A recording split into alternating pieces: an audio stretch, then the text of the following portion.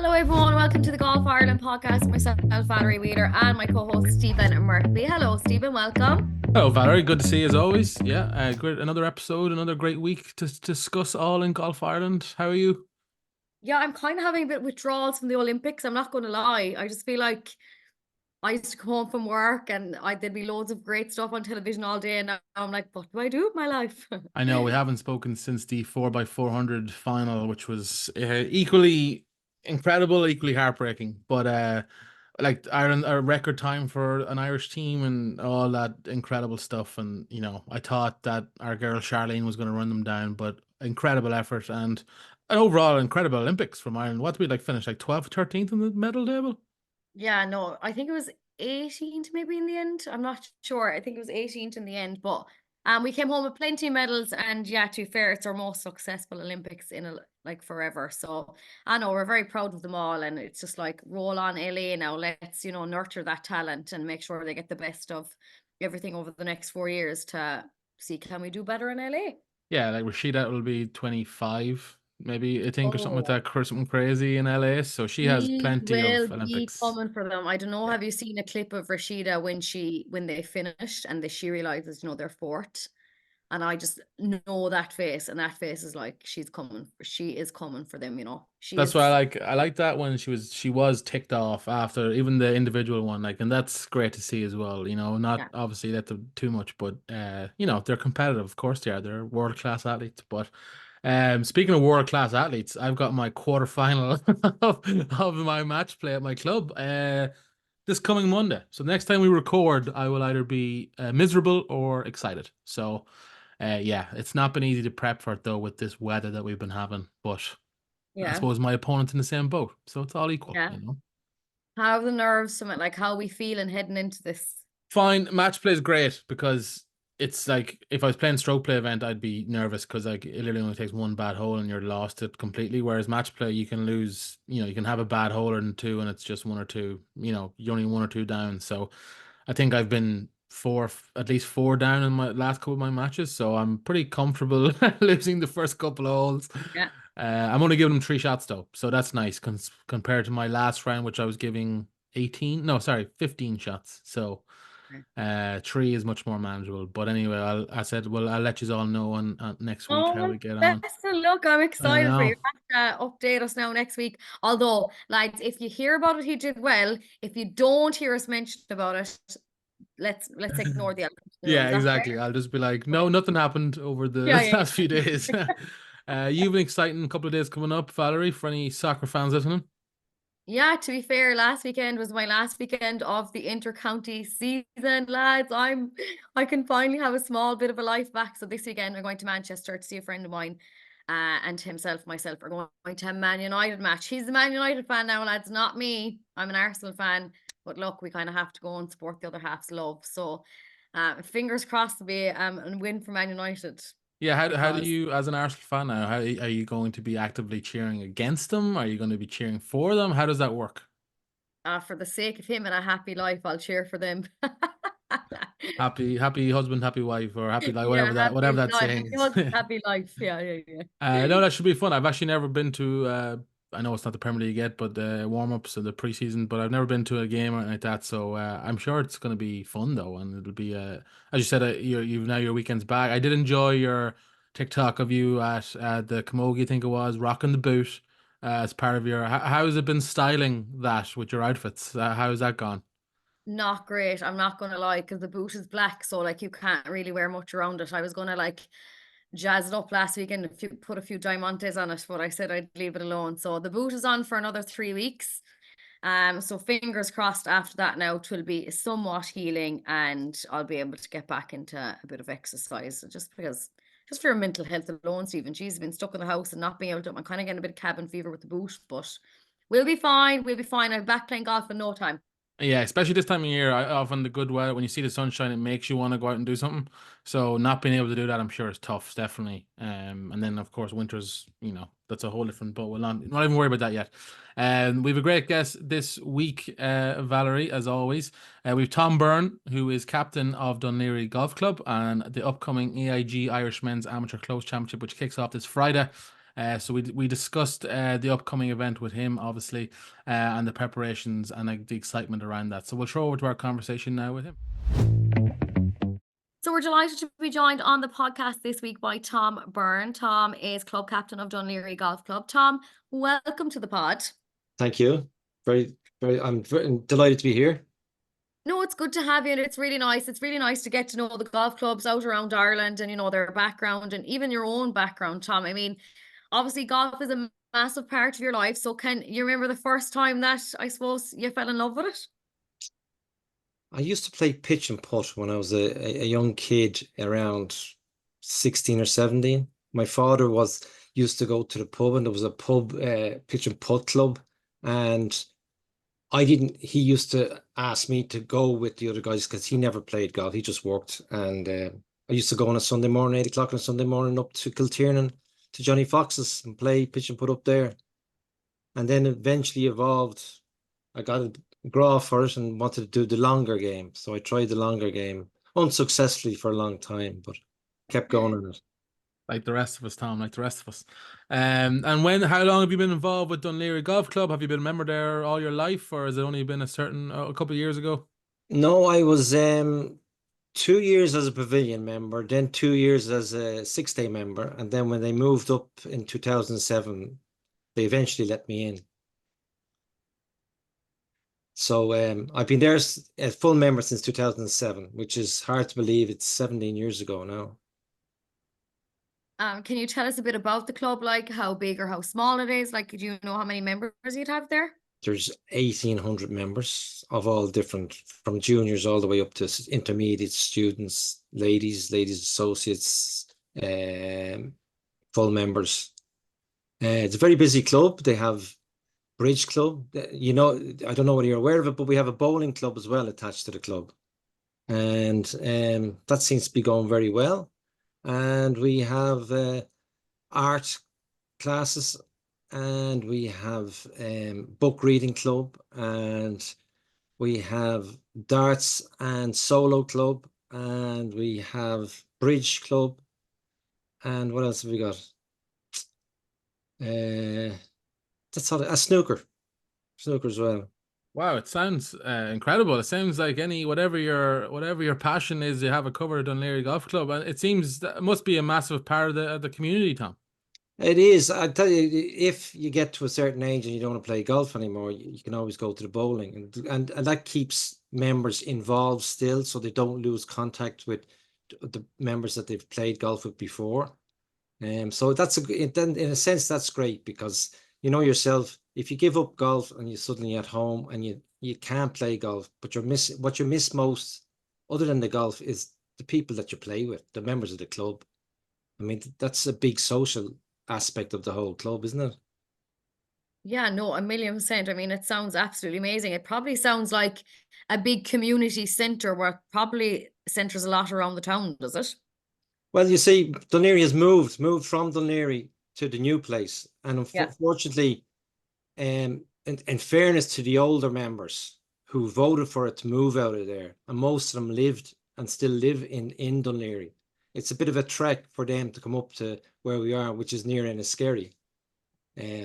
But in fairness to them, they went with it, and I think in my opinion, they made the right choice anyway. You are now club captain of the club as well. Tell us how that came about. Was that something that you were very willing to take on, or was it something that you were pushed into, like some other people we've had in the podcast before? No, in fairness, I was asked a couple of years ago would I become captain, and I had been on committee, but I just didn't suit me at the time.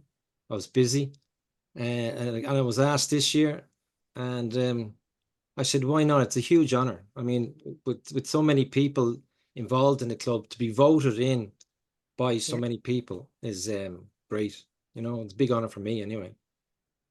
They obviously think highly of you, Tom. They wouldn't be putting you there otherwise, to be fair. Well, either that or they can't get anybody else. No, definitely not. What I think people listening at home, they hear the club captain and they don't even, I suppose, ask questions.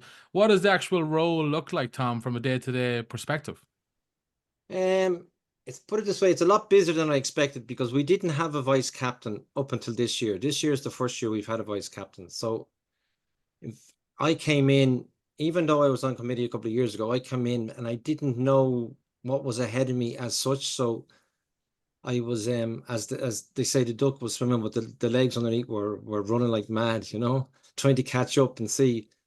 Uh, it's it's busy at the start. You get introduced to all the different clubs. Yeah, you have meetings to go to, as you know, board meetings, associate meetings, and all sorts of things. Then you're representing the club in visiting captains, and then you find out there's twinning with other clubs, and there's matches being involved. So it's a very busy. And then you have your own captain's prize and the ladies' captain's prize, and the men's to the ladies and ladies to the men, and there's different the drive in, and you know it just goes. It's busy, busy, busy, busy. And then thankfully there hasn't been many what shall we say, complaints in my direction anyway. So I'm being very lucky so far in that aspect. Good, good. And you mentioned the relocation. I mean, was it daunting for everybody at the start to take on that big move? Like, were people worried about whether it would work out or not? I'd I'd say as I said, I didn't move, so I wasn't involved in the move, but they were, I'd say, initially. But in fairness, there was a committee set up to look into everything and organize everything. And in fairness, they did a great job. I mean, it was just seamless. Just move from one, close the club, have a party in that club, and then move up to the new one. And it just worked seamlessly. All through the efforts of those people who were involved at the very start. And The we were lucky as well because don't forget in 2007 it was during allegedly boom time, and then 2008 we had the big crash. So Yeah. I don't think it would have happened after 2008. Yeah, very good point. Look ahead to this weekend, Tom. A massive event, the AIG Irish Men's Amateur Close Championship, is coming to Dún Laoghaire. It kicks off tomorrow, the 16th of Friday. First of all, how excited is everybody at the club to have such a great event coming to Dún Laoghaire Golf Club? Oh, we're all delighted. I mean, it's great. It's a great showpiece for the club, but it's also it's a culmination of a number of years. In 2016, we had the Curtis Cup, and that was a tremendous success. Actually, I was chief marshal at that, and it's the course is in excellent condition. We have a greenkeeper up there, Des McGann and his crew, and they look after it. 27 holes, and it's I don't know whether you've been up there, but it's pristine condition and always is, you know. And I'm looking forward to see what damage or what test it is for these gentlemen that are coming along and see how they do. And I know a lot of it can be down to the pin positions on because we have such big greens, you know, a lot of it could be down to pin positions, but I'm just interested to see how well they do. I hope they don't tear it apart, but let's see what happens. That's a good. It's actually, sorry, just to cut in there. That's actually a really fascinating topic. As club captain, I suppose the club that you're representing, yeah, you probably don't want it to go and be torn up, right? You kind of want it to obviously prove a massive test without being, I suppose, gimmicky as well. It's probably a fine line.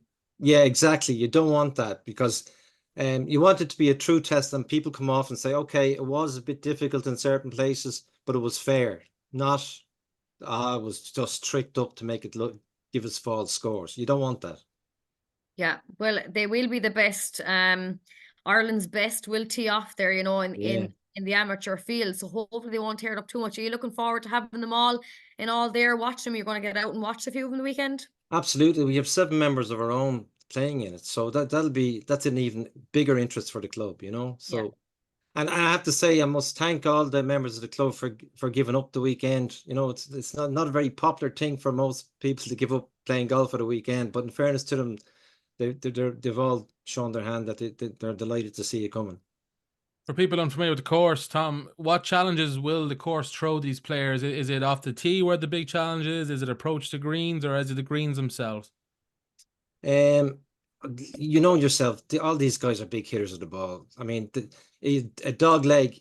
We don't have that many trees. We have a lot of trees, but I mean, we have an awful lot of open areas as well. So if they take on, they can cut a corner, say, of a par 5, and be only playing an 8 or a 9 iron in, you know. But there is rough there, the heavy rough that can catch them out if they don't hit it right.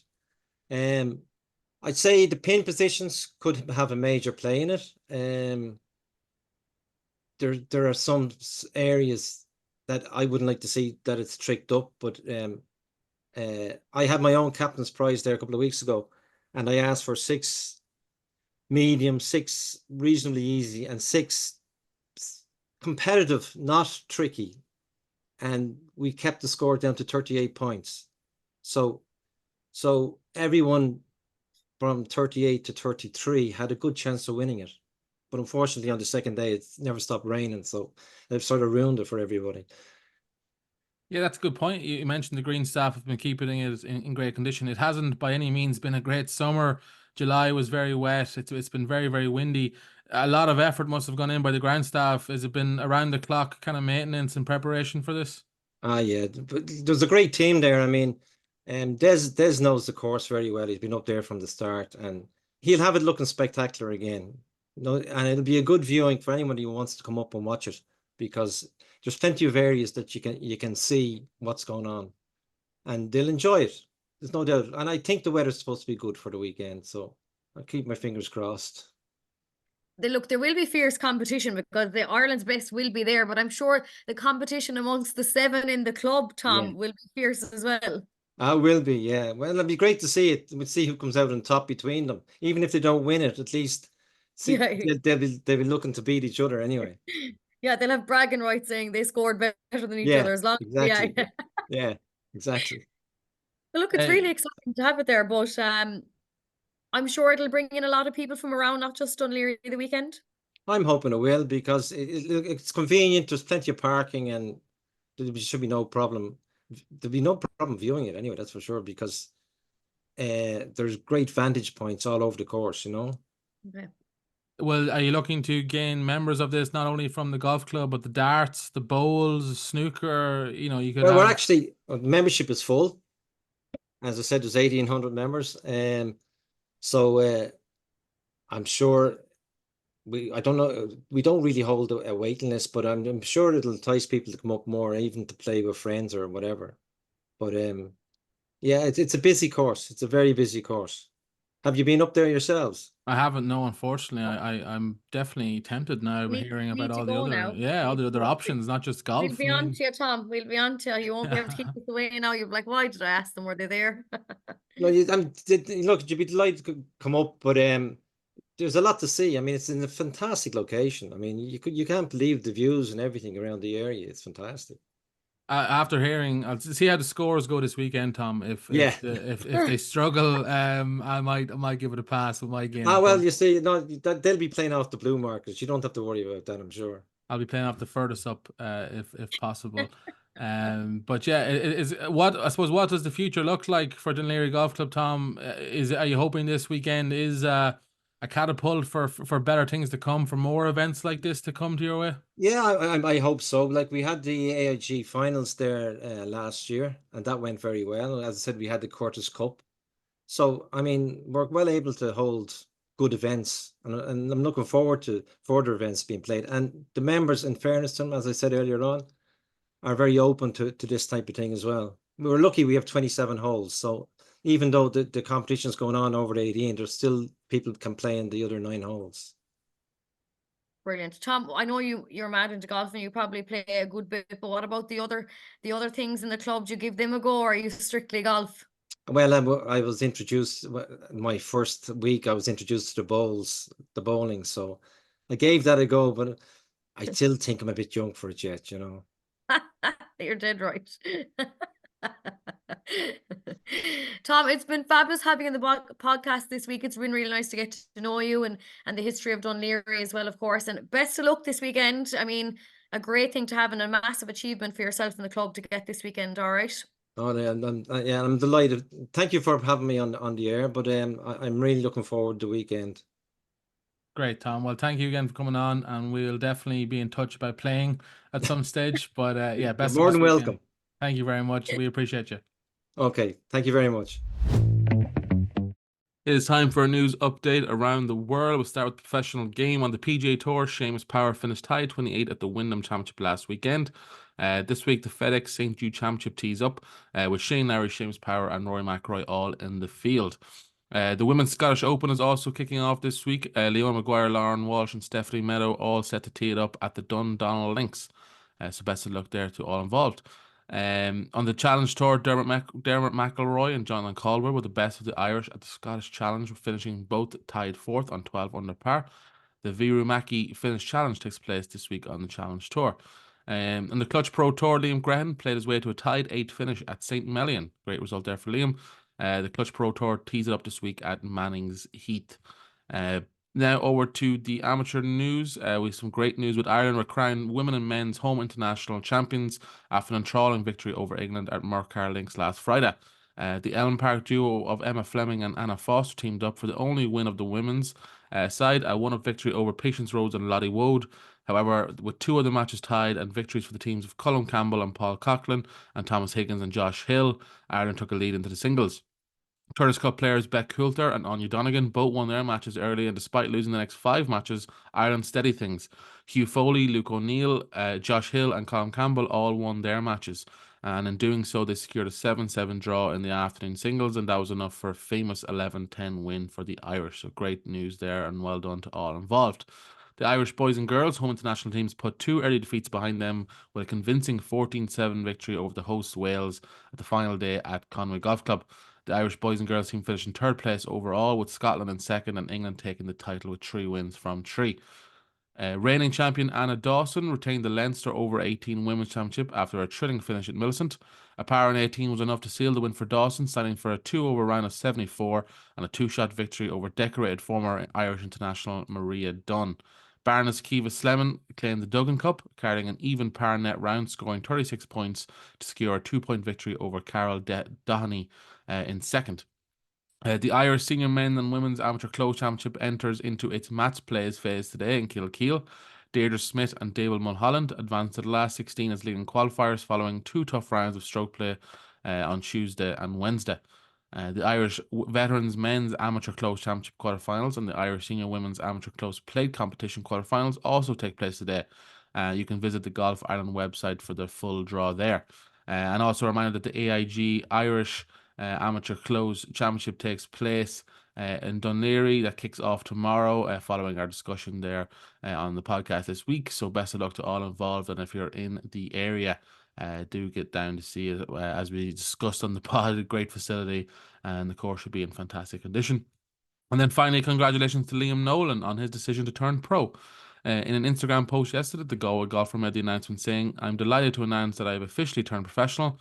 I can't wait to start competing at the next level of golf, and I couldn't have done it without my friends and family supporting me all the way along." All the best from Golf Ireland here to Liam Nolan as well. A fantastic amateur career, and we're very excited to see how the pro game goes for him too. Okay, that wraps up all the news for this week. Thank you so much for listening. As always, we hope you enjoyed the podcast, and we will see you all next week.